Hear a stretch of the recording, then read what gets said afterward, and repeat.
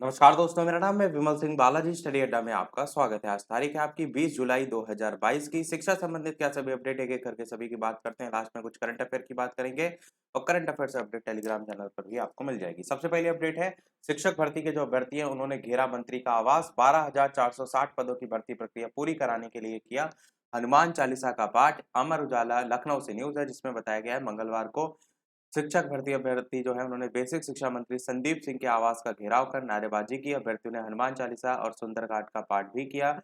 अभ्यर्थी जो है 12,460 पदों की भर्ती प्रक्रिया पूरी करने की नियुक्ति की मांग कर रहे हैं और बड़ी संख्या में मंत्री के आवास में पहुंचे अभ्यर्थियों को पुलिस ने हटाने की कोशिश की, लेकिन अभ्यर्थी वहीं धरने पर जो है वो बैठ गए। यहाँ पर नीचे ये भी बताया गया अभ्यर्थियों ने मंत्री को बताया कि 2016 में 12,460 पदों पर शिक्षकों की भर्ती का विज्ञापन निकाला गया था और इनमें से 5,000 की ज्वाइनिंग भी करा दी गई है और बाकियों को दौड़ाया जा रहा है। अभ्यर्थियों ने ये भी बताया कि उनका भी चयन हुआ है और काउंसलिंग भी हो चुकी है, लेकिन समीक्षा के नाम पर उनको जो है वो रोका गया है। तो उन्हीं पदों की बात यहाँ पर की गई है।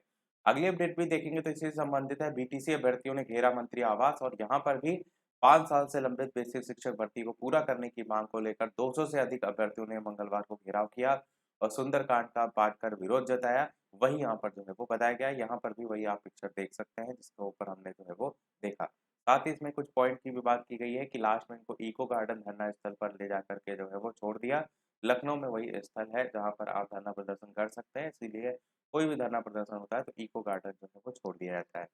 बाकी यहाँ पर ये भी बताया कि मंत्री ने बाद में भर्ती प्रक्रिया पूरी करने का आश्वासन दिया है, जैसे कि हमेशा आश्वासन दिया जाता है, और बाकी कोई जवाब नहीं दाखिल किया गया, इसकी वजह से कोई फैसला नहीं आ पा रहा है। ये पंकज जो है अभ्यर्थी जो शामिल थे उन्होंने 5 साल से कोर्ट में जो लंबित भर्ती है उसके संबंध में सरकार द्वारा बताया गया है कि कोई जवाब नहीं दाखिल किया गया, वो यहाँ पर बताया गया है। अगली अपडेट देखते हैं। शिक्षकों की मांग, आधा घंटा देरी पर कार्रवाई ठीक नहीं। शिक्षकों ने बेसिक शिक्षा राज्य मंत्री संदीप सिंह से मिलकर स्कूलों में छापेमारी के नाम पर हो रही जो चेकिंग अभियान है उस पर विरोध जताया। विशिष्ट बीटीसी जो शिक्षक वेलफेयर एसोसिएशन है उसके प्रदेश अध्यक्ष संतोष तिवारी के नेतृत्व में संघ ने अपनी आपत्ति दर्ज कराई है। संतोष तिवारी ने ये कहा है कि छापेमारी के नाम पर जल्दबाजी के जो चक्कर है उसमें चुनाव के सुमेरपुर के उन्नाव के सुमेरपुर के एक 35 वर्षीय शिक्षक आलोक पांडे और मुरादाबाद के इस प्रकार से अलग-अलग नाम दे रखे हैं। ये दुर्घटना का शिकार होकर जान गँवा बैठे थे। तो उन्होंने कहा चोरी को पकड़ने के लिए चलाए जाने वाले जो छापा अभियान है उससे इस तरह ना जाने कितने शिक्षकों का घर उजाड़ देगा, ये सारी चीज़ें आपको बताई गई हैं। अगली अपडेट आपकी रीट से संबंधित है। 19 तारीख आप देख रहे हैं, ये आपका नोटिफ़िकेशन जारी किया गया था जिसमें ये बताया गया है कि 23-24 जुलाई को रीट की परीक्षा जो है वो आयोजित कराई जाएगी और इसमें जो शामिल होने वाले अभ्यर्थी हैं उनको जो बस सर्विसेज़ हैं यहाँ पर नाम भी दे रखे हैं। कोटा, जोधपुर, उदयपुर में क्रमशः ये सभी बस सर्विसेज़ हैं, वो आपको निःशुल्क बस यात्रा सुविधा प्रदान करेंगे, जिसमें साधारण और एसी वाहनों दोनों को शामिल किया गया है।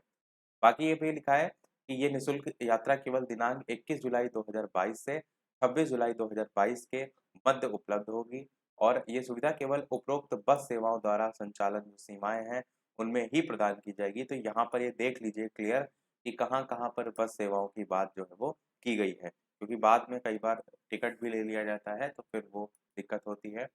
बाकी यहाँ पर ये भी लिखा है कि बस यात्रा का उद्देश्य परीक्षा के लिए जाना तथा परीक्षा से वापस आने के लिए होगा। ये छूट केवल परीक्षार्थियों के लिए होगी और उसके परिवार के अन्य सदस्यों को नियमानुसार टिकट जो है वो लेना होगा। रीट 2022 परीक्षा का एडमिट कार्ड जो है वो बुकिंग क्लर्क को दिखाना होगा ताकि शून्य राशि की टिकट बनाई जा सके, यानी कि आपको शून्य राशि का टिकट जो है वो लेना होगा। ऐसा नहीं कि आप एडमिट कार्ड दिखा देंगे।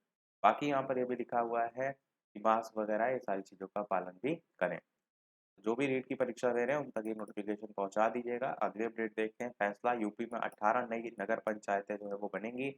कैबिनेट ने 20 निकायों का सीमा विस्तार किया है। 200 पालिका परिषद अब प्रदेश में होंगी। अगली अपडेट है 12 चरणों में हो सकती पॉलिटेक्निक की काउंसलिंग। रिजल्ट आपको बताया था मैंने, कल परसों में आया था, तो वही यहाँ पर बताया गया है कि काउंसलिंग 12 चरणों में हो सकती है। इसमें छात्रों को ज़्यादा अवसर देखने को मिलेंगे। अगली अपडेट है मनोरंजन कर निरीक्षक संवर्ग मृत घोषित, अब नई भर्तियां जो है वो नहीं होंगी। राज्य कर में विलय के बाद आमेलन नियमावली को कैबिनेट ने मंजूरी जो है वो दे दी है। तो मनोरंजन कर से राज्य कर विभाग में विलय किया गया है। इससे जो भी नए भर्तियां हैं उस पर रोक लगाई गई है, वो यहाँ पर बताया गया है। अगली अपडेट है 7 पीसीएस अभ्यर्थियों की इंटरव्यू तिथि जो है वो परिवर्तन कर दिया गया है और आयोग ने उनके साक्षात्कार के लिए नई तिथि निर्धारित की है।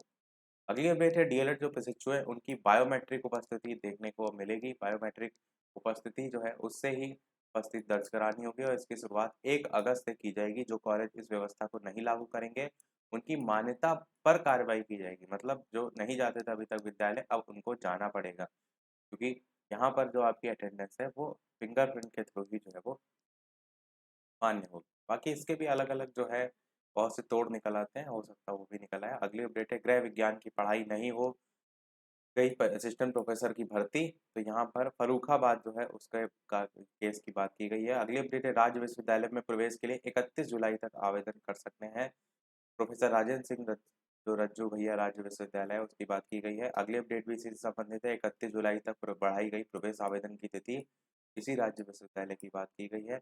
अगली अपडेट है अतिथि प्रवक्ता के लिए करें आवेदन। इलाहाबाद विश्वविद्यालय में अतिथि प्रवक्ता की प्रक्रिया शुरू हो गई है। वही यहाँ पर बताया गया आवेदन शुल्क कोई नहीं लगेगा। असिस्टेंट प्रोफेसर के 113 पदों का रिजल्ट घोषित।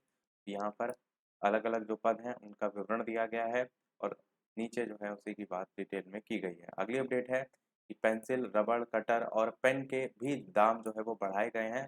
तो जीएसटी की जो जद है उसमें ये सभी नौनिहालों की पढ़ाई भी आ गई है। तो यही कल से काफ़ी चीज़ों पर जो है वो टैक्स लगा दिया गया है, जीएसटी बढ़ा दी गई है। तो वही यहाँ पर बताया गया है। अगली अपडेट है महाविद्यालय को मिल गए 113 असिस्टेंट प्रोफेसर, प्रयागराज से न्यूज़ है, ऑफिशियल वेबसाइट यहाँ पर भी दे रखी है। अगली अपडेट है आपकी दाखिले के लिए 31 तक करें पंजीकरण, प्रयागराज से न्यूज़ है। अगली अपडेट है मदरसा शिक्षक भर्ती एमटीईटी से जो है वो होगी। तो ये अब नया देखने को मिलेगा। इसे लागू करने से पहले मदरसा नियमावली में संशोधन करना होगा। तो यहाँ पर भी अब शिक्षक पात्रता परीक्षा देखने को मिलेगी। बहुत कंपटीशन वैसे भी बढ़ रहा है, तो ये सारी चीज़ें इसलिए हो रही हैं। अगली अपडेट है छात्रों का भविष्य संवारने के लिए संयुक्त प्रयास जारी। नई दिल्ली से न्यूज़ है। एससीईआरटी ने संयुक्त ओरिएंटेशन प्रोग्राम आयोजित किया, उसकी बात यहाँ पर की गई है।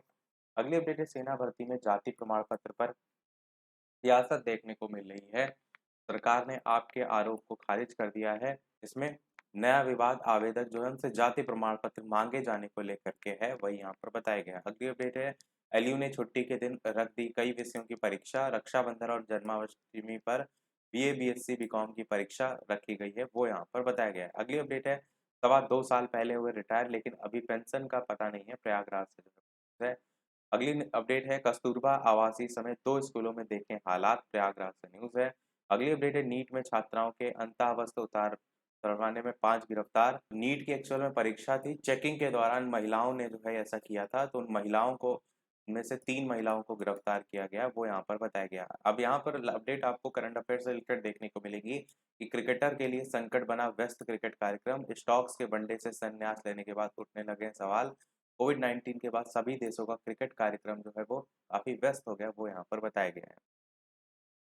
और ये जो स्टोक्स हैं इन्होंने 31 साल की उम्र में जो संन्यास है उसका फैसला लिया है, वो भी ध्यान रखिएगा। अगली अपडेट है आपकी रोहित और बुमराह के बिना विंडीज के खिलाफ धवन के सामने शिखर चुनौती। तो 3.5 माह बाद वापसी कर रहे हैं होल्डर की अगुवाई में, यहाँ पर मैच होगा, वही यहाँ पर बताया गया। भारत विंडीज सीरीज का कार्यक्रम 22 जुलाई, 24 जुलाई और 27 जुलाई इन 3 तारीख में आपको देखने को मिलेगा।